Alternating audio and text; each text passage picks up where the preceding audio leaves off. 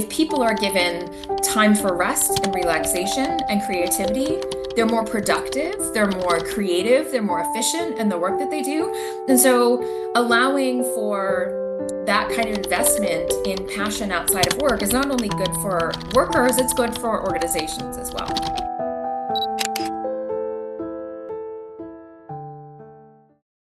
Hi, Professor Cech. We are very happy that you can respond to our email and accepting our interview. Thanks so much. My pleasure. Thanks for the invitation. We love reading your book, The Trouble with Passion. The book is really fascinating, and we can relate to many of your opinions and cases that you mentioned in the book.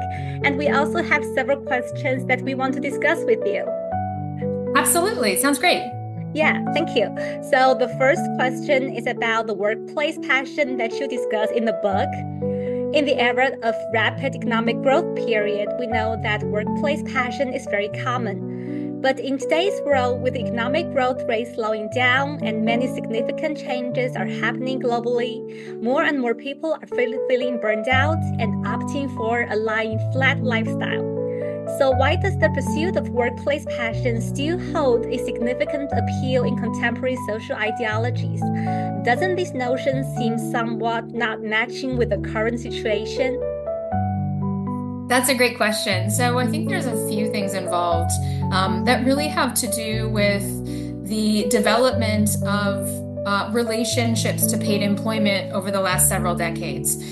So around the sort of 1970s, 1980s, we start to see a growth in precarity of professional employment across all sectors that really wasn't the case in prior decades. And now we have this equality of instability where professional jobs have the same kinds of instability in some regards as blue collar and service work. And that's been the case for the last 3 or 4 decades. And so we could have seen people who are pursuing their careers approach this kind of precarity in a couple of different ways. One is that they could have tried to pursue the most stable, well-paying employment they could find. So taking their certification and saying, what with this degree can I get that's the most stable and best well-paid? But that's not what we see typically in the work that I've done. People are asking themselves, well, things are unstable anyway. I'm not guaranteed to have longevity in my job. I'm not guaranteed to have stability in any kind of organization that I work in. So I might as well follow work that I find meaningful and valuable to me personally.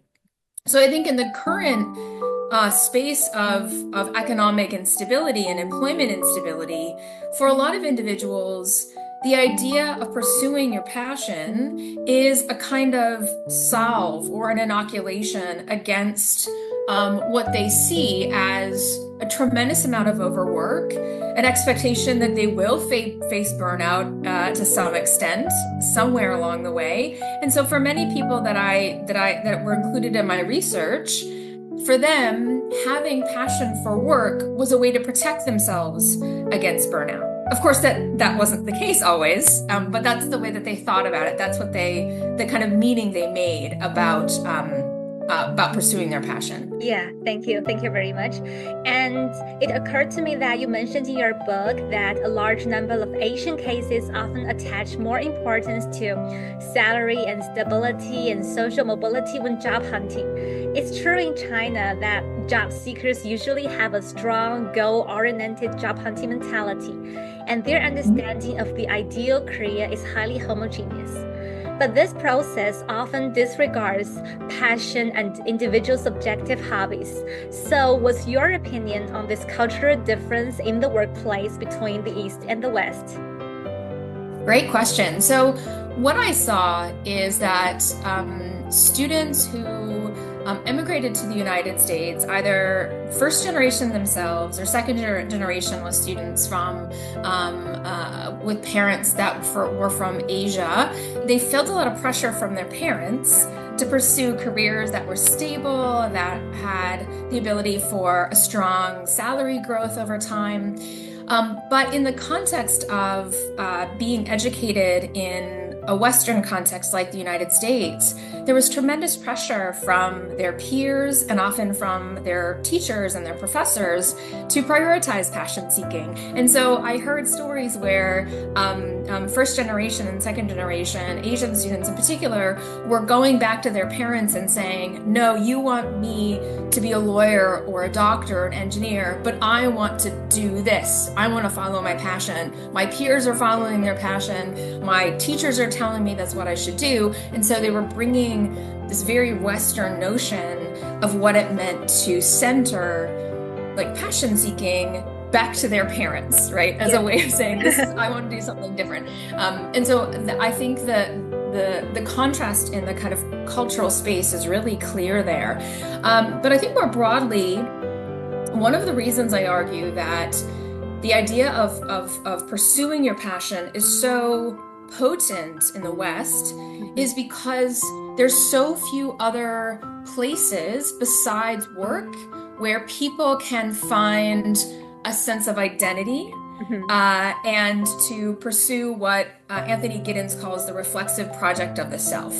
This idea in postmodernity that we're supposed to find ourselves and kind of craft this narrative of who we are over the course of our life course. And in Western contexts like the United States, there's fewer and fewer community-based places where people can find their identity. People are going to church less and less. There's less of a kind of connection to community-oriented spaces and one's locality.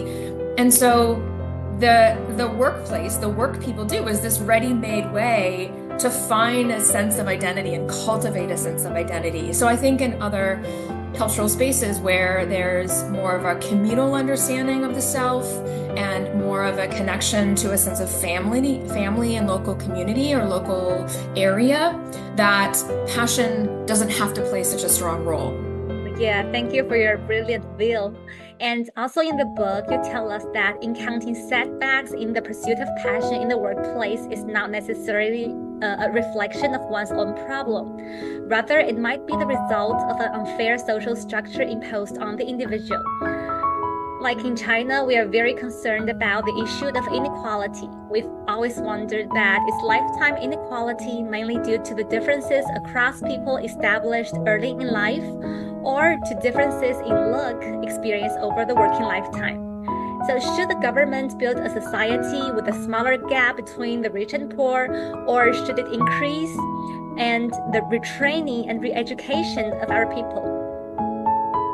That's such a good question. And I'm not necessarily in a position to, articulate governmental policies by any means, but I think what my work really reveals is the power of two different places where inequality is reproduced that often aren't seen as mechanisms of inequality. So the first is in access to well-paying jobs that is aligned with the kind of career trajectory that people want. So you can get a degree in engineering, for example, and you can have people who come from very different socioeconomic backgrounds and get the same degree, but your ability to launch into a job that's stable, that's well paid, that's prestigious, often depends a lot on who you know, on your ability to connect into particular labor markets. And so there's a big difference between getting a certification, whether you are doing it because you're passionate or for other reasons, and the kind of things that you're able to get and the kind of stability and financial status you're able to get with that particular degree, right? I'm sure the nepotism in employment is an issue in your context as well as mine, and so that there's a lot of leaning on informal relationships for people to get that kind of access. And so what I find is that when people are pursuing their passion, it's particularly risky for people who don't have those kinds of connections to be able to launch into jobs that are stable and well-paying if they don't have those kinds of connections and they've followed something that was aligned with their passion and maybe doesn't have the same degree of of annual income or something like that. The other component is the differential in what different fields are paid. So in the gender inequality context, for example, there's often a bifurcation in terms of who is going into primary education teaching versus into science and engineering fields. And that kind of gender imbalance varies across cultural and country context, of course. But what we also see is typically those fields that are more dominated by women just tend to be paid less. They tend to be culturally valued less. And so the distribution of people into different fields leads to the perpetuation of these inequities because the pay for those fields on average are different. And so that can play out in the context of gender. It certainly can play out in the context of economic background and economic status. And so thinking about the ways that different fields are paid and valued is a really important piece of the perpetuation of inequality that I think at the policy level tends to be ignored. But I think in terms of like, if we look across the board and where inequities exist, that's a big piece of it, that kind of intra-occupational inequality. Yeah, thank you. And you pointed out very clearly in your book that passion can also have many traps. And in this trap, we see overworking and we see people who try their best to become an ideal worker whose efforts are not in line with the rewards. And this reminds us of the discovery of the book, The Resilient Society. And the author Marcus believes that even if people suffer the same negative shock, the impact on them and the resilience they have are different.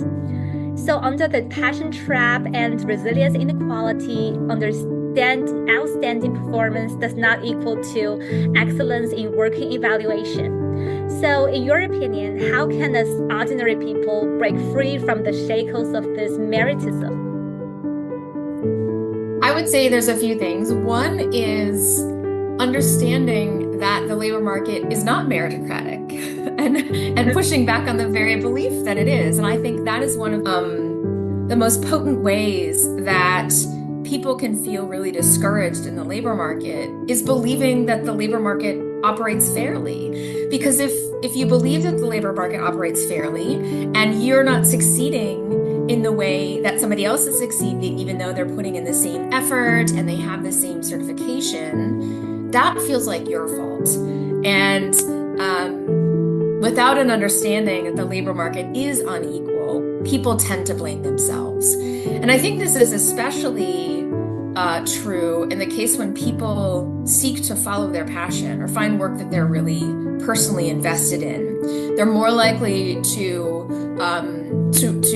overwork, to align with these ideal worker norms that can often lead to burnout down the line. But if and when they experience that burnout, it's experienced as a deeply personal sense of burnout, that they're somehow feeling disconnected from a sense of their own self all of a sudden. And that can be really deeply unsettling for people to say, I find a lot of fulfillment or I have a lot of identity built around this profession that I'm in. And then all of a sudden, being in this profession makes me feel miserable. What does that mean about me? It can be very existentially unsettling for people in that context. And so then how do we deal with this? What do we do with this?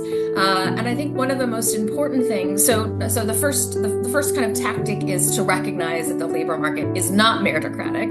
And the second one is, as I talk about in the book, diversify your meaning-making portfolio.